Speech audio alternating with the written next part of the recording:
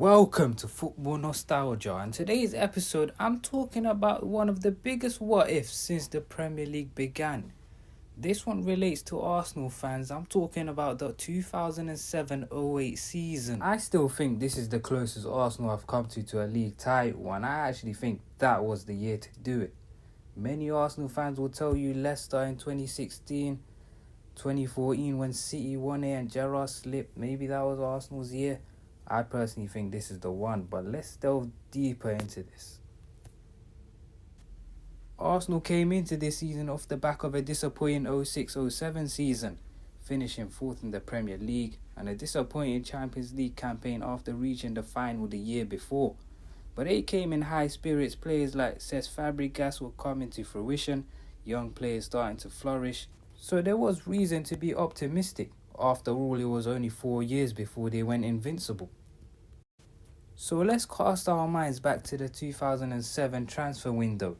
Arsenal bring in Eduardo from Dynamo Zagreb, Bacary Sagna in from Angers, Lassana Diarra in from Chelsea, and Fabianski from Legia Warsaw. I think a lot of fans knew before that Henry was probably on his way out.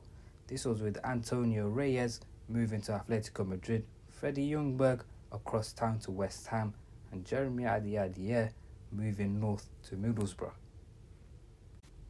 What do you guys make of that summer transfer window? I personally think there were slight improvements in the squad. Jens Lehmann was coming to his twilight of his career. Fabianski, decent goalkeeper at the time.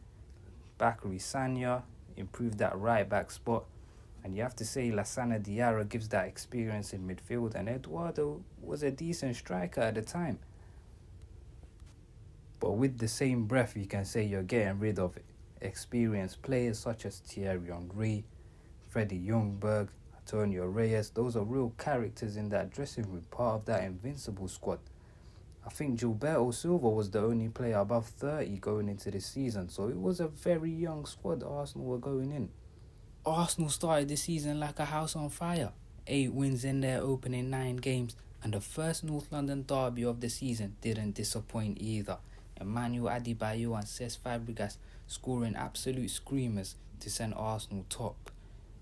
So Arsenal fans did have real reason to be happy about their start to the season, but Manchester United winning 6 out of 6 put them right on Arsenal's heels. But there's no doubt the story of the first quarter of the season was Jose Mourinho getting sacked by Chelsea after a disappointing start to their campaign. It was actually at this point of the season where Brazilian legend Pelé said Arsenal were his favourite team in England. So reason to be optimistic, Arsenal fans, heading into the winter months. Approaching Boxing Day, Arsenal's form did start to slow down. A draw away at Anfield and a draw at home against Manchester United had Arsenal fans thinking, have their side got the bottle to sustain a title challenge? United were the league leaders at this stage, but Chelsea had been steadily creeping up the table ever since Jose Mourinho's sacking. Avram Grant really got the players playing, and they were on Arsenal heels too. The next 7 games after Boxing Day pretty much went perfectly for Arsenal, picking up 6 wins and a draw, playing scintillating stuff to dismantle the likes of Everton, West Ham and Manchester City in the process. Arsenal picked up 16 points out of a possible 18 in this busy festive period. Manchester United, their closest challengers, picking 14 and Chelsea only 12.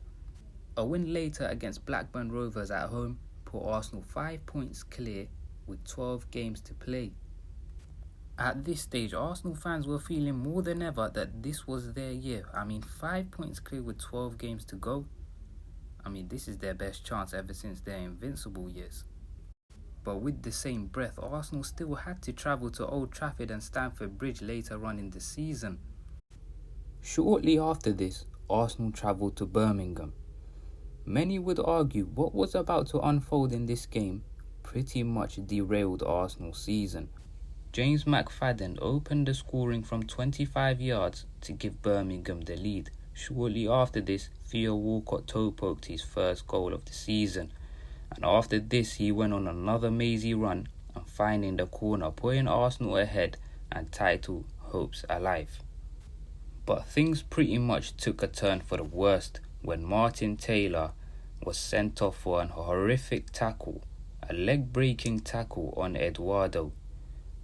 You have to remember, this is a very young Arsenal team, so when you see that kind of tackle happen on the pitch, you look at the players like Cesc Fabregas and Gaël Clichy, who look extremely distraught at what they had just witnessed.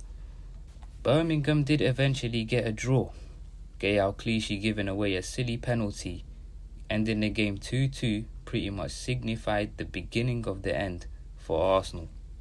I mean, if you saw William Gallas at the final whistle, sitting on the opposite side of the pitch by himself, hands on his knees, I mean, it was very telling at this point Arsenal were about to fall off a cliff. It was evident that Arsenal was still recovering from the mental trauma of the Eduardo leg break, but 3 consecutive draws against Aston Villa, Wigan and Middlesbrough saw Arsenal's lead eradicated and the team dropped to 3rd. At this stage, many Arsenal fans would agree that a title is looking like a long shot, and a defeat at Chelsea and at Manchester United proved to be the nail in the coffin for Arsenal's aspirations. If we look at the points collected after that Eduardo injury, Manchester United and Chelsea both picked up 25 out of a possible 27, Arsenal picking up 14 out of 27. I mean, if that's not telling, then what is? With their title aspirations pretty much shattered, Arsenal looked at other cup competitions. Although a famous win at AC Milan saw them go to the Champions League quarter-finals, they did eventually fall short to Liverpool. In the FA Cup, Arsenals were completely battered by Manchester United, and in the League Cup by their local rival Spurs. It saw Arsenal finish another season trophyless. Was this the closest Arsenal were to a title since? I mean, let me know guys in the comments. Also let me know which type of videos you want me to upload, even non-Arsenal related. Thanks if you guys made it to the end, and please hit that like if you really enjoyed it.